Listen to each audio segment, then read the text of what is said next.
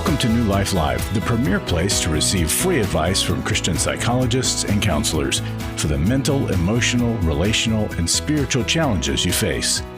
Since 1988, we've offered compassionate responses that combine God's truth with proven psychological principles to guide you toward healing.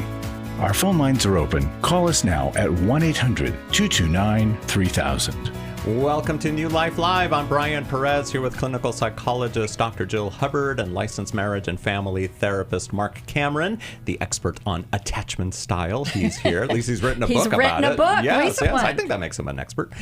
Call in. We would love to talk to you. And Dr. Jill, what's on your mind to start us off today? Well, something I've been thinking about is a speaker I heard recently. So a lot of you are familiar with the name John Ortberg, and I heard him speak recently, and I liked what he was proposing. So we're all familiar with the 12 steps. And in fact, here at New Life, we promote groups all the time. And I know we've had callers that call in and say, oh, are the 12 steps Christian? And there's even Christian versions of them. But John Ortberg, in his book, and I have it here, Steps, and I'm actually doing a group with this book, is really taking the 12 steps and bringing it back to the Christian community. Right? And that kind of reminded me that, and it's good for all of us to know, that AA started out of Christian principles, right? We've said that a lot. So it started in the church, but now the church needs it back in a way because it's such a good kind of roadmap for living life. We've talked about how in isolation we do not flourish, right? And a lot of times we hear people, well, I'm just working on my relationship with the Lord. And that's great. We love that. We want that. But we need other people, even other flawed, imperfect people. Okay, so John has taken the 12 steps, and I'm just going to tell you step one and how he's kind of reworked it for all of us, right? We admitted we were powerless over our fatal attraction to do wrong, and our lives had become unmanageable. So instead of, you can put anything in that category, but all of us have a fatal attraction to do wrong. All of us are sinners and fall short of the glory of God. All of us have hurts. All of us have childhood wounds or things that we have struggled with. We have habits and ways we get stuck, and it's just hard to move forward. So I may not have your problems, Mark, but I certainly have my own. And so being in community where there is transparency, honesty, but in a net of safety, right, where there's also confidentiality, taking some of these principles and, again, bringing it back to the church and reworking it, I think is a great way to move forward. And so one of the things, too, looking at all of us as flawed humans in need of our Savior, is that from Romans 7:21 through 25, I have discovered this principle of life, that when I want to do what is right, I inevitably do what is wrong. I love God's law with all my heart, but there is another power within me that is at war with my mind. This power makes me a slave to the sin that is still within me. Oh, what a miserable person I am! Who will free me from this life that is dominated by sin and death? Thank God, the answer is in Jesus Christ our Lord. So you see how it is. In my mind, I really want to obey God's law, but because of my sinful nature, I am a slave to sin. So we all need a Savior, and we need others to walk this journey of life with, and to be on a path of realizing that we can't make all the changes. God can, and so we need to try to let Him. Great opening from Dr. Jill Hubbard today. And the book, again, is called Steps by John Ortberg. And I love that, the fatal attraction to do wrong. Actually, I don't love that. No, but what I mean we all is have it. just that and for some it's addiction. For some it's, choosing the wrong relationships. And we can help you with all that here at New Life Live. Here at New Life, we want you to have transformation. And so we have created the New Life courses, and you meet weekly on Zoom with a coach or counselor. You're going to have teaching as well as that group connection, because we know how powerful that is. We hear that all the time about our intensives, that they love the information, but the group process is so powerful. And many of you have been hesitant to participate because you're not sure, the timing, the price. New Life courses are going to meet you right at that area of need. Every week you're meeting on Zoom with that therapist. You're going over the concepts as well as connecting as a group. It is so powerful, and it's accessible. Wherever you are, you're going to be able to join us. Begin your transformation January 29th with a New Life course. Lose it for life, take your life back, or healing is a choice. Call 1-800-NEW-LIFE. That's 1-800-639-5433 or online at newlife.com.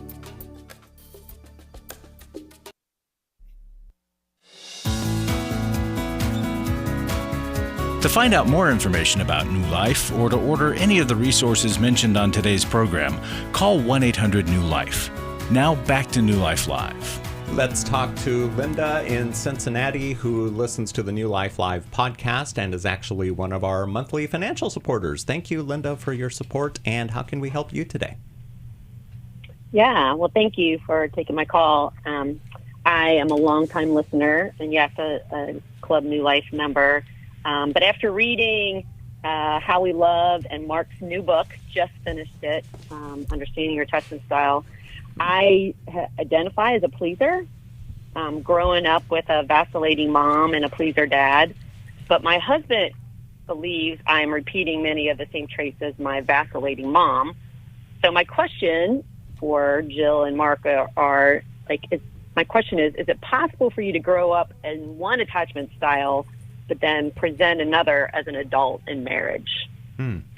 Yeah, that can happen. I mean, both the pleaser and the vacillator, they're both anxious attachment styles. Mm-hmm. So one is more fearful and avoidant in the conflict, and the other one is more the pursuer and the protester. And attachment's rated on a spectrum, meaning we're mildly, moderately, or very much like this. And these categories that we use, they're just categories for understanding.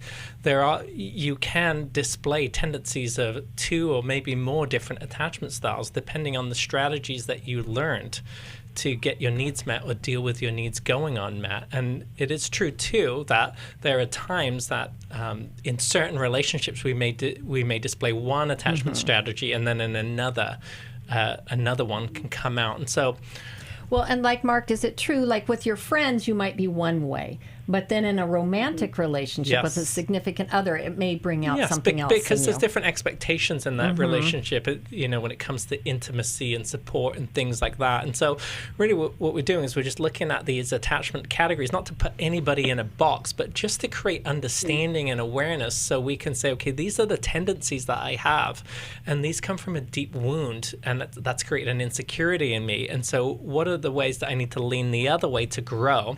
And if we can know what secure attachment looks like too, that's another way for us to compare how we know we are right now to where we want to be and where we want to get to. Does that make sense, Linda? Yeah, it does. And so I didn't know if maybe my pleaser frustrations got to a level where it came out as a vacillator, or is that, there could be 2 tendencies going on at the same time? Because I definitely could relate to the pleaser growing up, and the thought of being called a vacillator when it was so painful.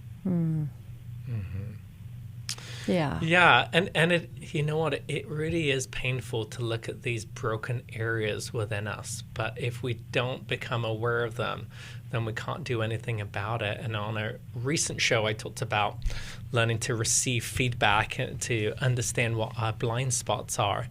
And until we are able to recognize and become aware of these things, we're not going to be able to do something about them. And so, I see what you're saying. It's connected to a wound because you see how your mom was, and you don't want to be like that.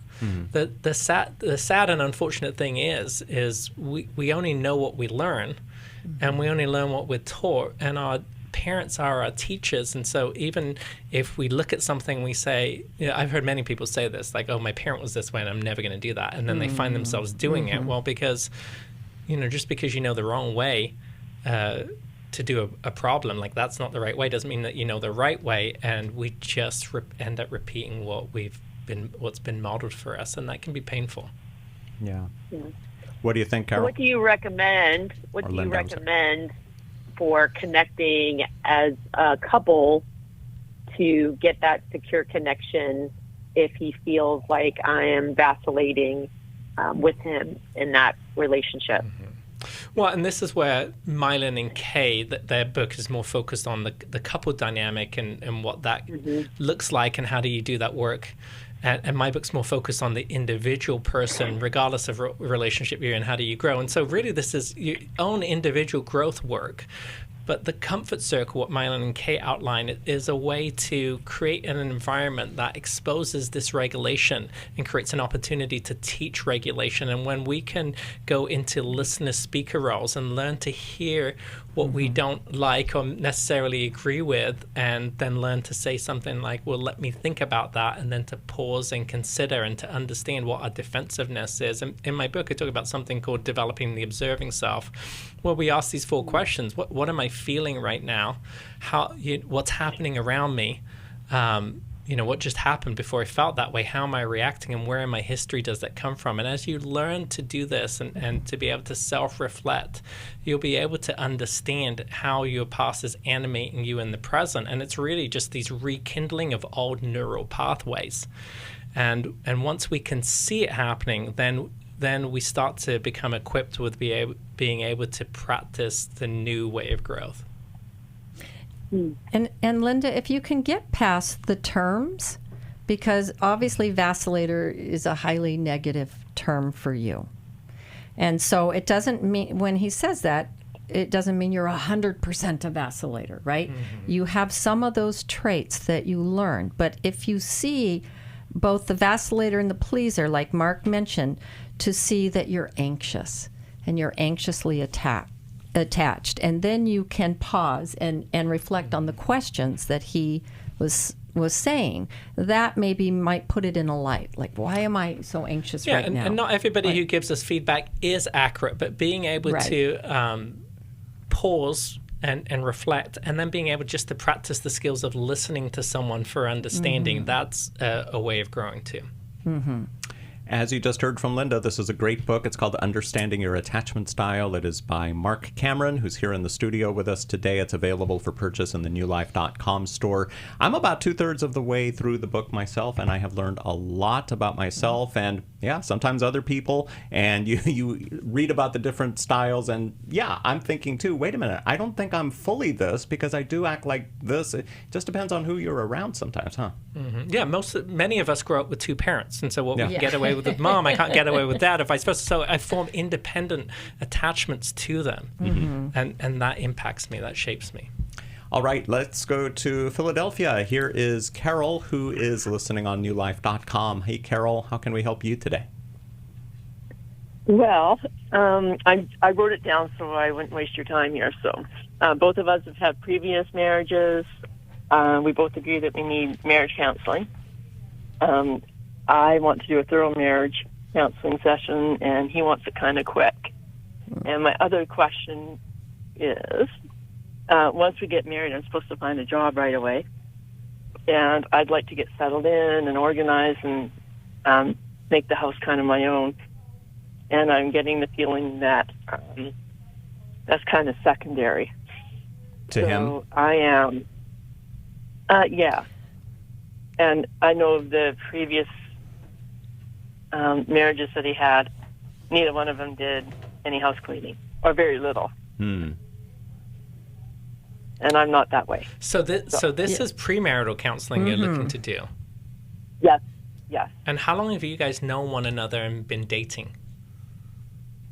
About a year and a half. We've known each other about a year and a half. Okay. And how about dating? The same. Okay, so you got into a dating relationship right away, and when are you planning on getting married? In the next couple of months. Couple of months, okay. And how long have you been engaged? Oh, just recently. Okay, so that's a very quick engagement to marriage, a couple of months. And when you say he wants to do it quick, and you want to do it thorough, What do you mean by quick? Just a few sessions, and we're both in our 60s. So I mean, it's a little bit different than being 18 years old. So, but I think it's a good ground. It's good grounding to have counseling, regardless of your age. Right. And Carol, previous marriages, so more than one for both of you. Yes. Okay. How many? We both had two. Okay. One was death and abuse and infidelity, and mine were both abuse and infidelity. Okay. So even more reason to slow down and want to really process through and understand before you jump into a relationship with someone else. I didn't come up with this, but I often say this to people: until you do an autopsy on your prior marriages, you're going to drag that dead body into your new relationship. And so both of you really need to learn to dissect, what went wrong in those other relationships. What were your expectations? You need to individually say, why did I get into these relationships? How did I miss red flags? How did I not have a voice or stand up or hold boundaries when I needed to?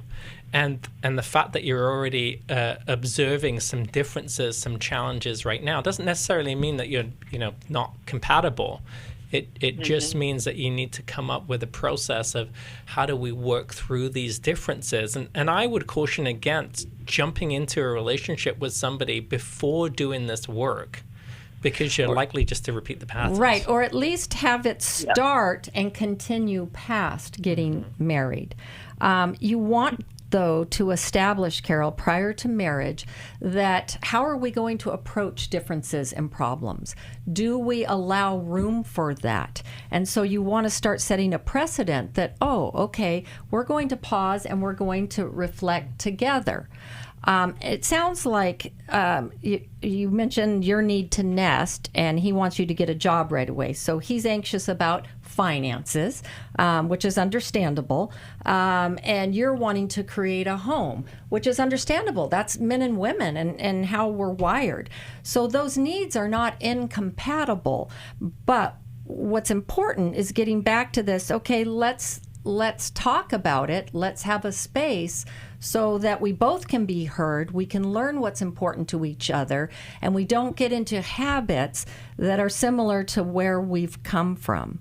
I just got remarried this year, and I'm in my 60s, and we did premarital counseling, and I'm a therapist, and we went to a class that went through all of the issues, and I was probably the oldest person, the oldest bride in the group, but nonetheless, it's like I have to practice what I preach. And so many churches will offer now premarital classes that get you started, and they have the outline. It's not just you having to go to a therapist and talk about your problems. They kind of put some of the issues out there to make you think, how are we going to deal with conflict? What is our style going to be? Oh, and you want this and I want this. But I also like what you're saying, Jill. It's not just about premarital counseling. No. Of course, you're doing that before you get married. So you're establishing a precedent so that you can continue to do it after. So it's premarital in the sense that you're doing it pre-marriage, but it's therapy that you're learning how to do going forward. And I think what I would say to you here, Carol, is what's the rush?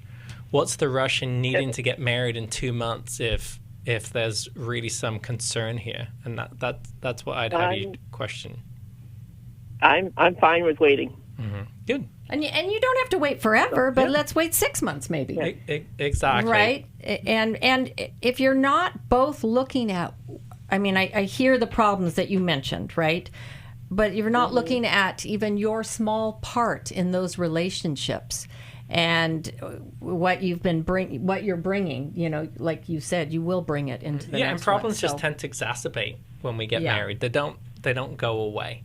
So, and it's easy to say, oh, he was abusive or she had affairs, and not go any further than that. But to look at your part, not that you're responsible for someone's abuse, but what didn't I do to stand up, and what do I need to do to recognize when that's happening in the future, and learn to have a voice. But the fact that he wants to just do it quickly tells me he wants to just kind of, it's like just a formality. Let's just get this out of the way so that we can move to the next step. And you may end up in a more complicated situation if you rush it. It's like this whole thing has been quick and rushed. I mean, when we asked Carol, how long have you known each other? Year and a half. How long have you been dating? A year and a half. So right away, it just started off as a dating relationship, and it seems like it's him. He's the one that's pushing it through.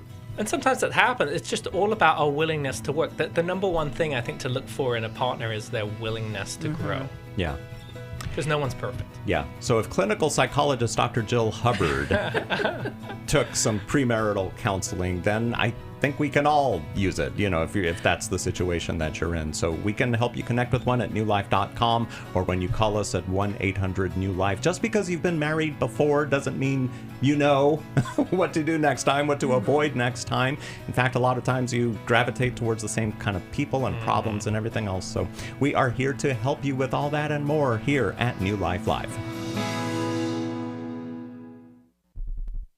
I went to Every Man's Battle in 2012. My sexual integrity was not what it should have been. I sought out affairs, whether physical or emotional. Until I came to Every Man's Battle, I didn't understand that would never fill that void. Every day, men struggle with sexual integrity. Impure thoughts, strip clubs, affairs, pornography. The shame and guilt was overwhelming. For over 20 years, New Life Ministries has been helping men regain their integrity through their one-of-a-kind Every Man's Battle Intensive. You will discover what the true root of your pain is, and you will discover how to overcome. You don't have to struggle any longer. Get help in Orange County, California, January 23rd through the 25th. Call 1-800-NEW-LIFE to register or to find out more. 1-800-639-5433 or online at newlife.com. Enter the code NLL for a discount. Every Man's Battle saved my life. 1-800-NEW-LIFE and the discount code NLL. For over 35 years, New Life has been the most trusted name in Christian counseling. Your ministry has saved my life. If you struggle with emotional hurt, family or marriage problems, the pit of depression, or the pain of addiction, we can help. I'm down 100 pounds now from what I was. I found a counselor through New Life Ministries, and it's just been outstanding. Our treatment programs provide clinically appropriate solutions from licensed professionals, all in a biblical framework. I have had problems with alcohol. I think God has ordained this place to be His. You don't have to be a prisoner of your pain. Help is available at 1-800-NEW-LIFE. She tells me that I'm a new man, and I feel like a new man. It worked for me, and it can work for them too. This time it is different. If you're ready to take the first steps toward genuine spiritual and emotional healing, call us today at 1-800-NEW-LIFE. God can open the door for a better tomorrow. To get someone that's competent, that's good at what they do, it's been like day and night compared to what I've had before. Call 1-800-639-5433.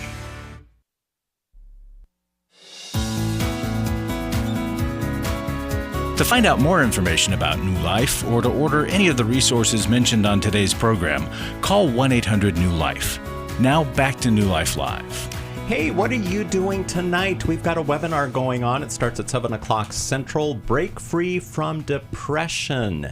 You can still sign up for it. In fact, if you text the word webinar to 28950, you will instantly receive a link with a tip sheet on depression and information about the webinar. It puts learning and registering right at your fingertips. And if you can't cancel the plans that you made for tonight, that's okay. Register anyway, because after the webinar, we'll send you a link where you can watch the webinar for about the next 7 days or so. So do it today. You can also call us at 1-800-NEW-LIFE or go to newlife.com. Or like I said, the easiest way, just text the word webinar to 28950 for the Breaking Free from Depression webinar tonight. Let's now talk to where we're going. Oh, here. Sorry about that. Lynn in Las Vegas, who listens to us on Sirius XM channel 131. Hi there, Lynn. Welcome to New Life Live. Tina and Adrian, don't hang up. We want to speak with you as well. Go ahead, Lynn. What's your question for us today? Hi there. Hi. I'm calling because I've listened to your program a few times. Not a lot, but I do find you guys, your therapist and everything on other stations and everything like that. And I want to be brief because of the time, again, that you guys take for everybody. I appreciate it.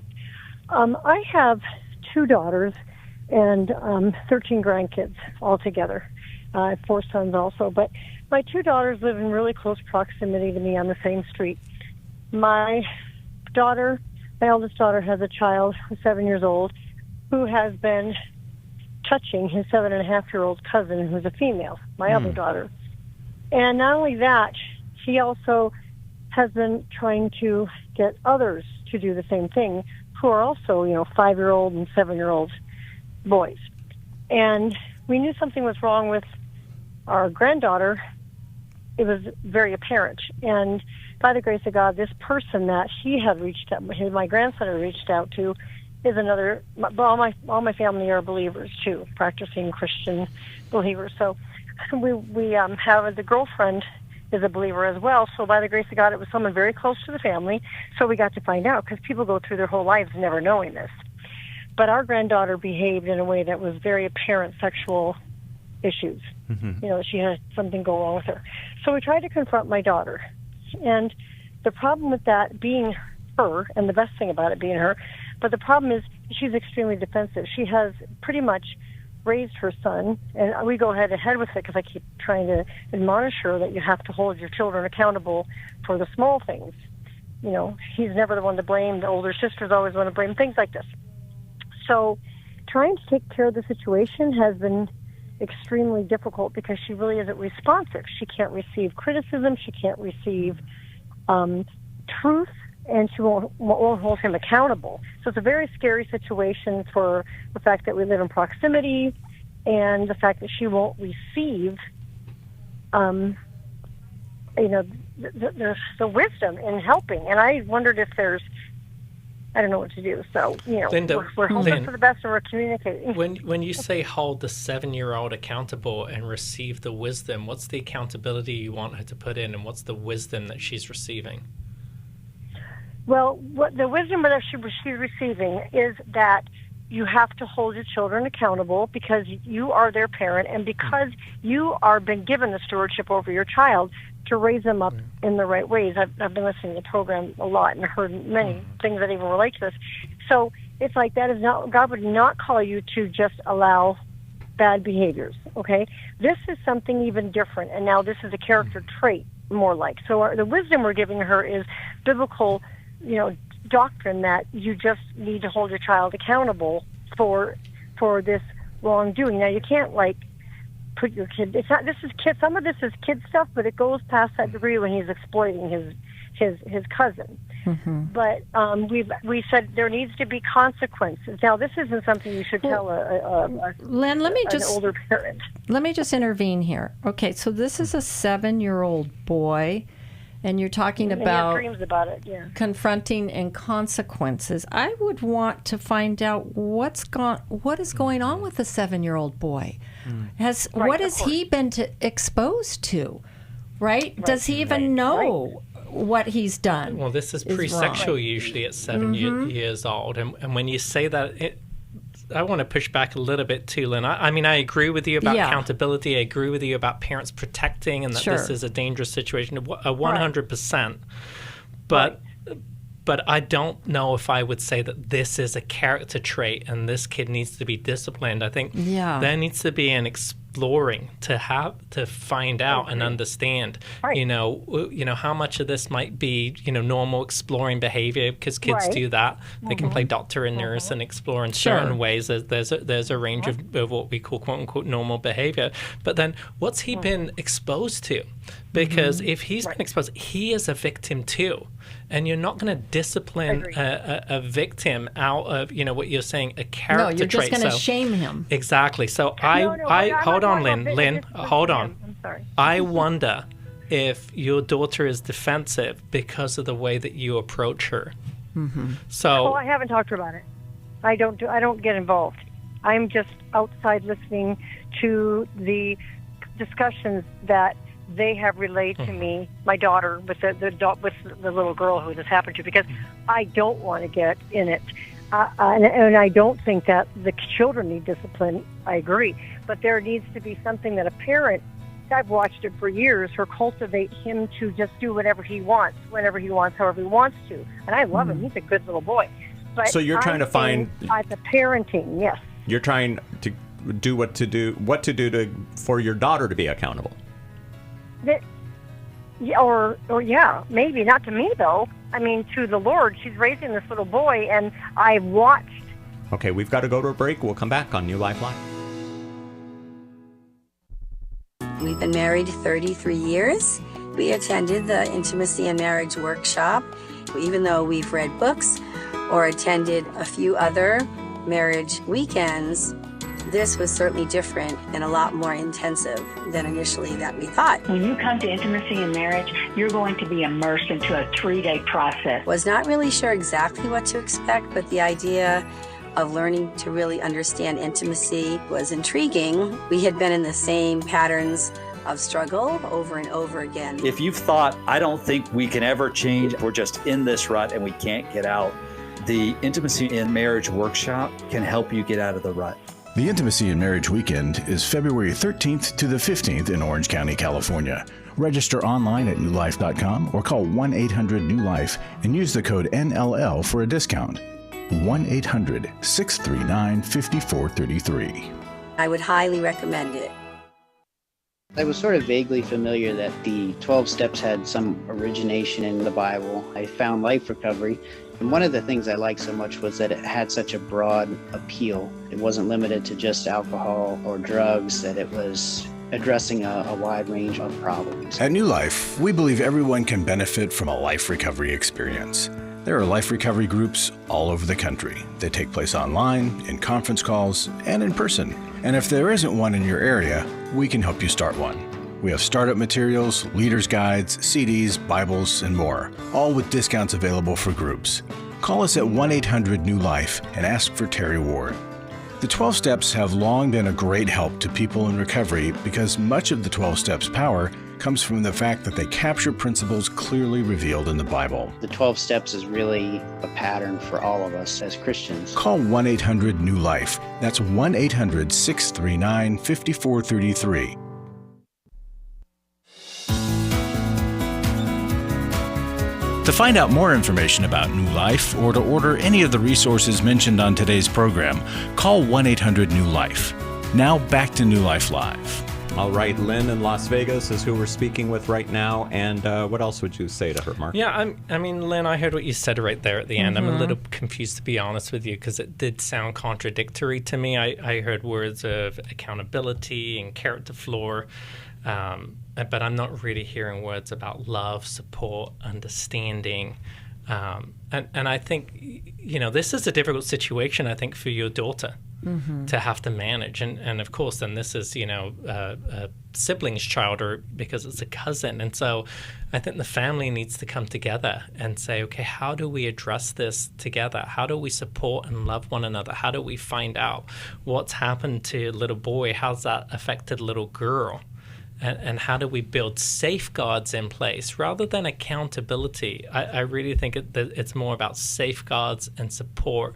And I think protection. Yes, and I think when you come along with that kind of language and that kind of approach, people are less likely to be defensive, because this is a really difficult thing for her to have to manage. There's no parenting manual.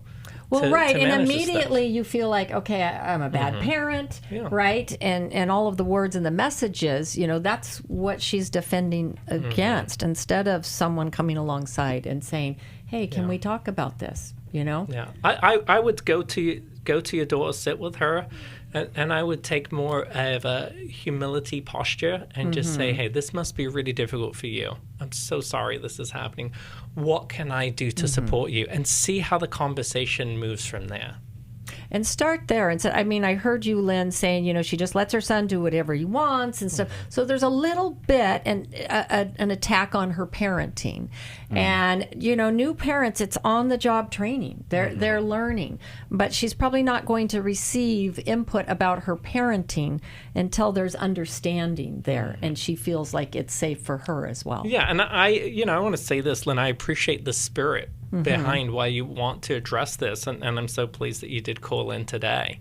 But I would suggest approaching with more support and see. Yeah, and even as her mom, do you have the type of relationship where you can say what Mark was saying? Hey, sweetie, this must be really hard for you. How can I help? Even and just starting there. Could be Lynn's daughter is overwhelmed. I mean, Lynn mentioned that she's got 13 grandkids and 2 daughters. Well, so 6 kids. Yeah, so I mean, 6 kids, 7 kids. That could be part of it too. And so, yeah, the approach that Marc and Jill just mentioned, very important. Lynn, thanks for calling us today on New Life Live. And your gift to New Life helps carry hope to the hurting, meeting real needs with real help right when it matters most. You're joining in what God is doing through this ministry when you make a gift of any size. You can give online at newlife.com or by calling 1-800-NEW-LIFE or text NLM to 28950. Adrian, we're going to speak with you after we talk to Tina in Frisco, Texas, who listens to us on KWRD. Welcome, Tina, to New Life Live. Hi, thank you for taking my call. Of course. So I have a couple people in my life that both treat me bad, basically the same way. Then the way that I see it is they have both the same personality traits. And instead of standing up and sticking up for myself, I don't. I just take it. And I have a twin sister that says, there's no way I would ever put up with that. She's totally the opposite of me. And it's like, what is wrong with me that I keep doing this? I tried counseling last month, I'll say that. I did it for a month, and it didn't do any good. I mean, I didn't get any advice. I didn't hear... I don't want to say I didn't hear what I wanted to hear, because I don't want it to sound like that, because I am open to growing, and I am open to facing whatever is going on with me, that I do this. And it is a repeated pattern. It is. So, Tina, can we ask these two people, what relation are they to you? One is a boss and one is a boyfriend. Okay. All right. And Tina, do these two people... You're noticing the same personality traits, so there's a commonality there. Does this remind you of anyone in your background, like a parent or another family member? Gosh, no. Not that I can... It's hard to... Not a parent. My father died when I was very young. My mom... I was 13, and my mom basically said, you're on your own. So I basically raised myself. Have I had these people in my life the whole time? I am divorced. I was married for 20 years. He was not physically abusive, but emotionally. And it was, and I'll admit it probably was not a biblical divorce, because I don't think emotional abuse is something that God says, okay, you can walk out of your marriage for. So I'm going to say it probably wasn't biblical. And instead of learning, I think there's more nuance to it than that. But does your boss and your boyfriend remind you of your former husband? Are these similar personality traits? To the extreme, yeah. And this will sound really bad, but I kind of feel like God's saying, you know what, you didn't like that, then this is going to be way worse. And I know He doesn't work like that, but that's almost what it feels like. But it feels like even God is punishing. Well, and so that's a skewed view that you have of God here, and I hear you acknowledging, you know that God doesn't work like that, but it seems like that, it feels like that, and that usually comes from our past experiences. And when you say what's wrong, here's what I'd say: you're wounded. Yeah, that's what's wrong. It's a wound, and we all have wounds, and they create insecurities in us. And so, you might be right to have your antenna up here and be thinking, well, gosh, these people are treating me in a way that I don't think is okay. But what you're looking at here is there's some shame there, because you're seeing that your twin sister can stand up and have a voice, and you feel like you can't. And that does need to be explored. And here's what I would say about therapy. I mean, 1 month really is not a lot of the time to be able to to expect that therapy should, quote unquote, work, if we want to talk about it in that way. But it may be enough time to figure out, maybe this is not the right therapist for me, or maybe this is not the right approach for me. And so that's what I would say. I would say keep working on that. keep exploring, keep looking for I mean, we've got a whole network here that we can put you in touch with. But it's finding out the right approach and then the right personality fit for you. Yeah, it's worth the effort it takes to find the right person, Tina. And then once you find someone that you like, you feel like they can help you, allow them to walk beside you as you learn kind of new skills. Because of our past woundedness, we often teach others how to treat us by what we are willing to put up with or not do. And a lot of that is out of fear. And when you describe your story of your father dying and then from 13 on feeling like you had to raise yourself, well, no wonder, kind of these strong, overbearing men in your life maybe could easily step in and fill a void for you. So learning to do it differently so that you can make different choices and can start to assert yourself is a journey worth taking, but it does take time. Yeah, I mean, there's an abandonment in there, and maybe you didn't have a dad to step in and take care of you. But what I would say, too, about therapy is tell the therapist up front. Most therapists will have a 15 to 20-minute or so conversation before you enter into therapy with them, but tell them what you're looking for. Say, hey, listen, these are the struggles, and I want help developing my adult voice so that I can say no and that I can hold boundaries. Is that something that you can do for me? What's your experience with helping people with that before? What's the approach that you take? So make sure that the approach is the right approach too, and that they have experience in doing what help that you need. And oftentimes in these situations is I role play with somebody because you need to actually build that experience to be able to learn how to do it in real time. Tina, stay on the phone. We'll send you a tip sheet on the types of, questions that you can ask a potential counselor to make sure that you're getting the most out of your experience. Thank you so much for calling in today to New Life Live. And some people listening or watching right now might be thinking, well, just tell Tina to dump her boyfriend, to find a new job, because it's her boyfriend and her boss that are giving her all these problems. Is that going to help? What would you guys say? Well, it could help, but I mean, there's a part about learning to stand up too. And when we set boundaries, the boundaries are for us, they're not for the other person. Right. Sometimes people say, I'm setting a boundary on you, as if like I'm pushing you over there and you won't treat me that way. But boundaries really are about what we're willing to engage with, and I've said this often and I'll say it again because I think it's good, but boundaries are like setting a wall that has a door. You say, okay, this far and no more. But here's how we can engage back into relationship, and all relationships need boundaries to push against, and that's how we learn how to be around one another, when we can respect those boundaries. Yep, Boundaries is also the name of a book that we offer in the newlife.com store, so you might want to look into that as well. Tina, thank you so much for calling in today. It was great speaking with you. Adrian in Summit, New Jersey, we're going to speak with you when we come back from the break here on New Life Live. I'm Brian Perez here with Dr. Jill Hubbard and Marc Cameron. Thanks for watching today and for listening to New Life Live. My husband addicted to pornography for the majority of our marriage. I was very isolated and didn't really know which way to turn. If you've been affected by betrayal, an emotional or physical affair, or pornography, the Restore Intensive will equip you with support and tools to help you through. I went to the Restore conference, which seemed to be the missing puzzle piece where I was able to find my voice. When two people want to do their part, we can be restored. But if they don't, we are not stuck because someone else made a decision. God lets us weigh in on how we want to walk out our lives. The Restore Intensive is coming to Dallas, Texas, March 6th to the 8th. Register online at newlife.com or call 1-800-NEW-LIFE. Enter the code NLL for a discount. I'm navigating my world now. It feels so wonderful. I've had a great experience at Restore. 1-800-NEW-LIFE and the discount code NLL.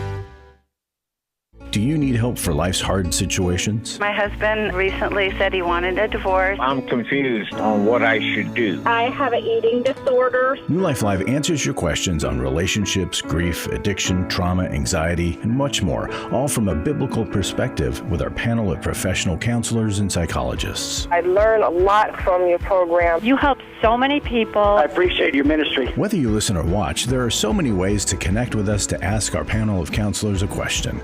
Call us Monday through Wednesday at 1 p.m. Eastern, 10 a.m. Pacific at 1-800-229-3000 to ask your question on New Life Live.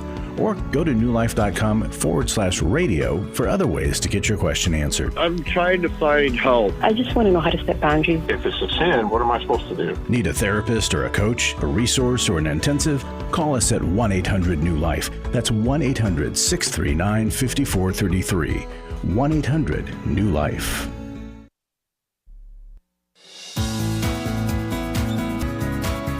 To find out more information about New Life or to order any of the resources mentioned on today's program, call 1-800-NEW-LIFE. Now back to New Life Live. And here's a New Life Live programming note. Our friend Laura Mangan McDonald will be joining us once again tomorrow. So we hope you can join us for that, either here on the radio or on YouTube or however it is that you watch or listen, podcast as well. So looking forward to that once again. Let's go back to the phones now. Here is Adrian, who is listening in Summit, New Jersey. Hey there, Adrian. Thanks for calling in today. How can we help you? Yes. Thank you so much for taking my call. Can you hear me? Loud and clear. Good. Guys, I'm in New Jersey, and I raised a foster son for years. He was in foster care till he was 21. And, it's New Jersey is expensive, and it's cold right now, of course. And he has gone with a relative down in the Texas area. And I'm so happy, guys, that he's there. But because I really raised him for all these years, I miss him. So it's a big adjustment. And I am in my 70s, and I'm unmarried. But I go to a lot of, I go to church all the time, go to Christian clubs and activities, and I keep busy. But there was no solution for him. I couldn't get him help. I couldn't get him in a program. It's very, very crowded here. So he wouldn't really cooperate to go in a program. But he was, like half homeless and half not. He was with friends and not with friends and just all over the place. But now he's a good kid, never got in trouble. He's in his 30s, and he's with a family member now in Texas. And I think he's going to stay there, guys. And why wouldn't he? With the great temperatures and nice people. But it's such an adjustment for me because I won't see him anymore. Maybe on what is it, FaceTime? I guess you can. Do you guys keep in contact? Do you call or text? No, he has not. He has not. No, it's been about 2.5 months. And I think he just got a phone, and he had, a little bit of some mental issues going on. I think because he was in foster care for so long. But he had good foster mothers. But I think, it was still hard, not having your real parents there. Of course, but you raised him from 5 to 21. Is that what you're saying? Yes, but he didn't live with me. All the time, ma'am. Because I worked every day. So he was in a foster, like a guardian. And I was like a volunteer that took him to see his sisters, took him, helped him get tutoring. I saw him all the time, helped him, get in basketball or, football, now whatever he wanted to do. Now he's with a biological family member. Is that right? Yes. Yeah, I'm very happy. Yeah, not your family member. Does that feel somewhat like a rejection for you, Adrian? It doesn't, sir. Because there was no hope up here. It's too crowded, and we tried many times to get him housing and stuff. And you just take a number and sit in the back. There's too many people here. That's not what I'm asking here. Expensive. It's not whether it was that he could survive or whether it was the best thing. I'm asking you, and it's okay if it does. Does it feel a little bit like a rejection of you that he's not with you and he's with one of his biological family members? A little bit, sir. But when I drive to his old spots where I used to give him, clothes and food and talk to him and, just see how he's doing. I'm just so glad he's not there because he was mostly outside. Yeah. But it's, let me just say this real Go, quick and then I'll let Gio jump in. Sorry. What I'm going to say is that sometimes we can experience two different emotions at the same time. Right, we're very complex beings, so we can, one day my daughter will get married and I'll be sad, but I'll also be happy at the same time, right? The common reaction at weddings, we can cry and we're sad and we're happy at the same time when someone goes to college. And so, I mean, it's okay for you to feel that rejection on the inside. You don't choose to feel the rejection, and also to feel glad that he's in a better place. Much better. Yeah, and you can also feel sad. So it's learning just to manage all of those emotions on the inside.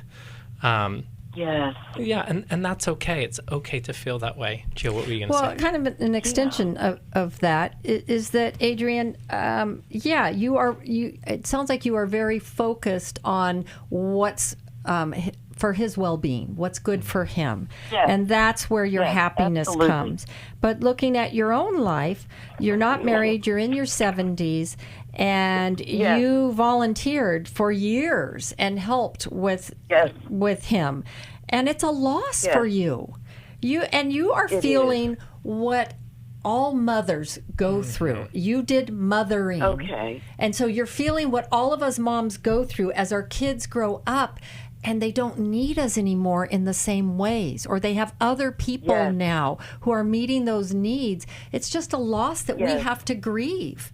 And simply, it's lonely. It's nice when we have, our kids to organize around, and it feels very purposeful and meaningful, and now you have a void. Well, but the emotional complexities with foster care, to be able to be taking care of someone and bond with them and love with them, and then I got to take you back to your bio family, and I know that's the right thing to do. Oh, yeah. And I know that you have a longing for them too, and we have good friends. My wife and I have good friends, and they do foster care. And they fostered a baby from birth, and then the baby went back at 1 year old. And oh my gosh, how painful that was for them. But because you have to give your all to do well by the child, right? And to bond with a baby in that way, and or of course, a 5-year-old. Yeah, and of course throughout that, and they do other foster care too. But throughout that time, the baby was also seeing the parents, and so the plan was ultimately get the baby back to the parents. But it's just a complex. Just a complex bundle of emotions, and that you're allowed to feel in that way. Yes, but guys, I'm so happy that somebody's doing that for him. I couldn't do it up here, because of the state that we're in.